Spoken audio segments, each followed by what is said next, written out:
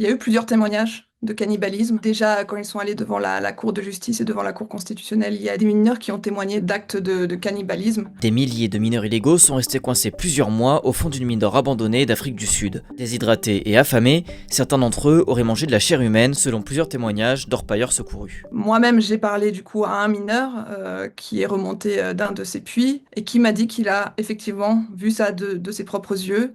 Après, évidemment, ce sont des choses un peu toujours difficiles à vérifier, en tout cas à l'heure actuelle. Je sais pas, peut-être quand il y aura les analyses des corps, on pourra peut-être en savoir un peu plus. Mais en tout cas, une chose est sûre, c'est que les conditions étaient vraiment très difficiles et qu'il manquait vraiment de tout. Puisque quand on voit les vivants qui sortent de la mine, ils sont amaigris à un point vraiment extrême. Donc cette semaine, le gouvernement a lancé une opération de sauvetage des mineurs qui sont coincés au fond de cette mine. Donc c'est une opération qui a été imposée en fait par la justice. Ils ont mis en place une grande cage métallique qui descend au fond de la mine et qui remonte les mineurs, les vivants et les morts. It's day 4 of this particular operation, and we can confirm that as of yesterday, we had 246 alive illegal miners, and we had 78 that were certified as deceased. À cette mine de Steelfontein, ils ont commencé à l'encercler fin août, début septembre, et à couper l'approvisionnement en vivres et en eau. Donc la méthode, c'est vraiment, on leur coupe l'approvisionnement et donc ça va les forcer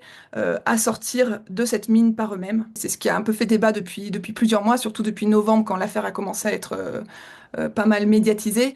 C'est vraiment de savoir est-ce qu'ils sont coincés ou pas. Donc la police n'a pas arrêté de dire non, ils ne sont pas coincés. Juste, on les attend à la sortie. Et on leur a juste coupé les vivres. Et quand ils auront vraiment entre faim, ils sortiront. Les mineurs qui sortent et les organisations de défense des droits humains, elles disent non, c'est pas vrai. Ils peuvent pas sortir tout seuls. Déjà en temps normal, en fait, ils sont aidés par des membres de la communauté qui tirent des cordes. Les galeries sont à 1500 mètres sous terre. Et donc la police a été accusée d'avoir cassé ces systèmes de cordes et de poulies utilisés par les communautés locales, empêchant donc les mineurs de pouvoir sortir. Donc c'est vraiment deux versions qui ont été tout le temps mises en contradiction. J'ai parlé à quelqu'un qui s'est présenté en tout cas comme étant un mineur qui est sorti par lui-même en décembre. Et il me disait oui, qu'il a dû escalader la paroi pendant 5 jours en voyant plein de corps sur le passage. Un de ses compagnons qui montait avec lui est lui-même tombé. Il y a une ville souterraine. Rien que dans cette mine, ils étaient au moins 2000, puisqu'il y en a 1500 qui sont remontés. Enfin, il y en a 1000. En comptant ceux de cette semaine, il y en a environ 1700, 1800 qui sont remontés, plus une centaine de cadavres. Donc ça fait environ 2000 personnes, sans compter tous ceux qui sont peut-être encore coincés ou les corps qu'on ne retrouvera pas. Et ce sont des personnes qui restent 2 mois, 3 mois, parfois plus d'affilée.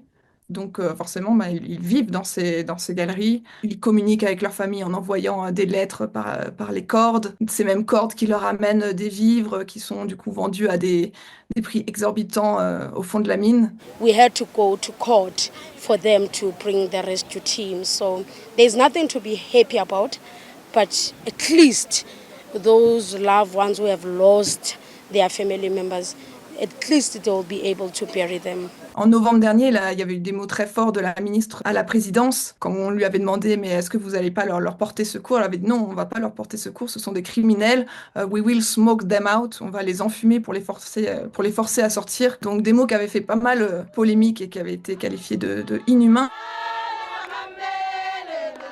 Mais il faut aussi dire que c'est aussi l'opinion d'un certain nombre de Sud-Africains. Les Amazama, donc ça veut dire ceux qui essaient en zoulou, c'est comme ça que sont appelés ici les mineurs illégaux. Ils n'ont pas bonne réputation en Afrique du Sud. Les gens les voient beaucoup uniquement comme des criminels qui viennent de l'étranger, qui apportent le crime en Afrique du Sud. Il n'y a pas forcément énormément de place pour la pitié et la compassion. C'est évidemment très difficile d'évaluer leur nombre. Généralement, on dit environ 30 000. On estime qu'ils produisent environ 10% de la production d'or en Afrique du Sud, que ça représente quand même une manne financière très importante. Donc évidemment, le crime organisé s'en mêle. Le gouvernement estime qu'il y a environ 6000 mines abandonnées. L'industrie minière en Afrique du Sud, c'est vraiment un pilier de l'économie, et ça depuis toujours, hein. Quand on voit Johannesburg, son surnom c'est Egoli, la ville de l'or. Et en fait, ce qui se passe, c'est que les grandes entreprises minières, passé un certain stade, les mines ne deviennent plus assez rentables. Et quand elles ne sont plus assez rentables, elles les ferment, ou tout simplement elles les quittent. C'est ça aussi qui est un peu controversé, c'est qu'elles ne les ferment pas. Elles sont juste laissées comme ça.